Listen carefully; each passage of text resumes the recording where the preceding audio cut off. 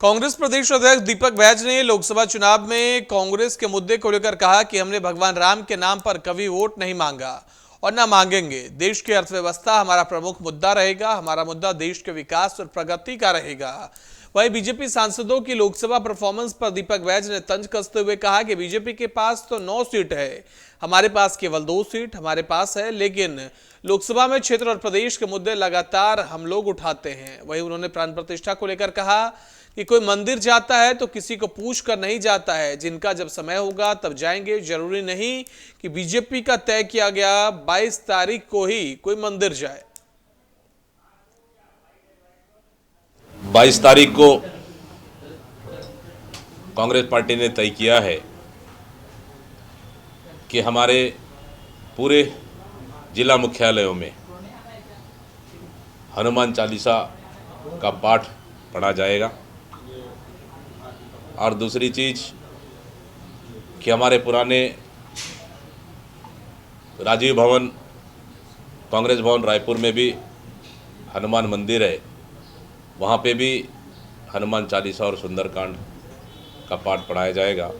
और उसके बाद माता कौशल्या के मंदिर में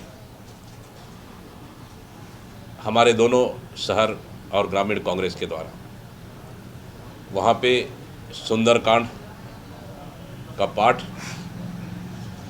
वहाँ पे आयोजित किया जाएगा, ताकि हम लोग ये संदेश देंगे भारतीय जनता पार्टी ही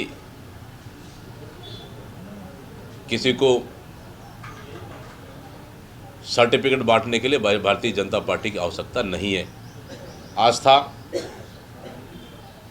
हम सभी लोगों में है,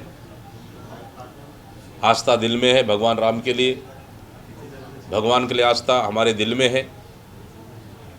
ये भारतीय जनता पार्टी को दिखाने की आवश्यकता नहीं है, ना ही भारतीय जनता पार्टी को हमें प्रमाण पत्र देने की आवश्यकता है।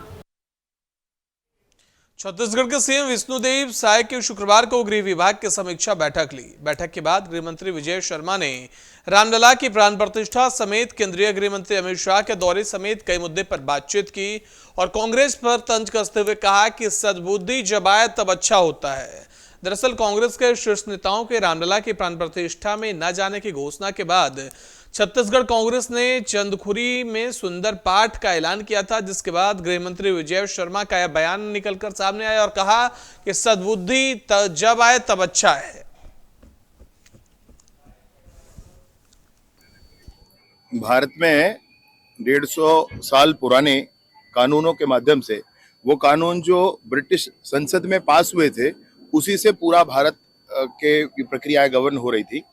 उसमें आईपीसी है, इंडियन पीनल कोड है, क्रिमिनल प्रोसीजरल कोड है, इंडियन एविडेंस एक्ट है। उन तीनों के समानांतर भारतीय आत्मा को ध्यान में रख करके और भारतीय सदन में प्रस्ताव पारित करके कानून केंद्रीय स्तर पर बने हैं।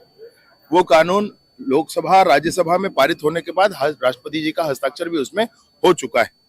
उस कानून की पूरी जानकारी सबके साथ हो, विभाग में भी हो, और उसकी पूरी एक कार्य योजना बना करके विभाग में प्रशिक्षण भी उसका होना पड़ेगा।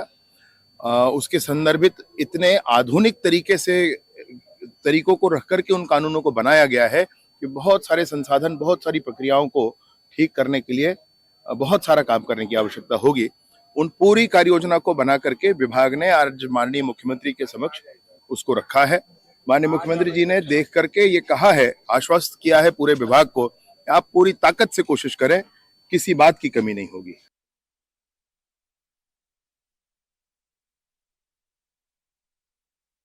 मुख्यमंत्री विष्णुदेव साय ने आज राज्य अतिथि गृह पहना से रामरथ को झंडा दिखाकर रवाना किया। इस अवसर पर उप मुख्यमंत्री विजय शर्मा भी मौजूद थे।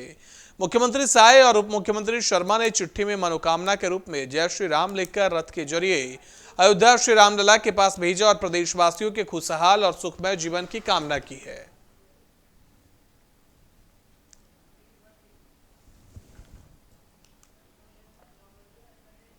छत्तीसगढ़ के उप मुख्यमंत्री विजय शर्मा ने अग्निवीर भर्ती की कार्यशाला कार्यक्रम में शामिल हुए। शहीद स्मारक भवन में कार्यक्रम का आयोजन किया गया था, जिसमें उप मुख्यमंत्री विजय शर्मा ने अग्निवीर की तैयारी कर रहे जवानों का हौसला बढ़ाया। अग्निवीर कार्यशाला भर्ती को लेकर उप मुख्यमंत्री विजय शर्मा ने कहा कि आज नई पीढ़ी को संबोधित किया और उन्हें आगे बढ़ने का सहज दिया। सभी को इसमें शामिल होना चाहिए, साथ में उसके एडमिशन और फॉर्म्स की जानकारी भी रखनी चाहिए। 1000 आरक्षकों की भर्ती पुलिस विभाग में होनी है। कोरोना का समय था और पिछली सरकार ने तो ध्यान दिया ही नहीं। 7 सालों से लड़के, क्योंकि आखिरी भर्ती के बाद 5 साल की सरकार ने एक भी भर्ती नहीं निकाली, इसलिए जो नौजवान हैं, महिलाओं को 10 वर्ष और पुरुषों को 5 वर्ष की छूट पुलिस भर्ती परीक्षा में दी गई है। साथ ही साथ अन्य जो भर्तियां होंगी उनमें भी 5 वर्ष का छूट ऐसा प्रावधानित किया गया है।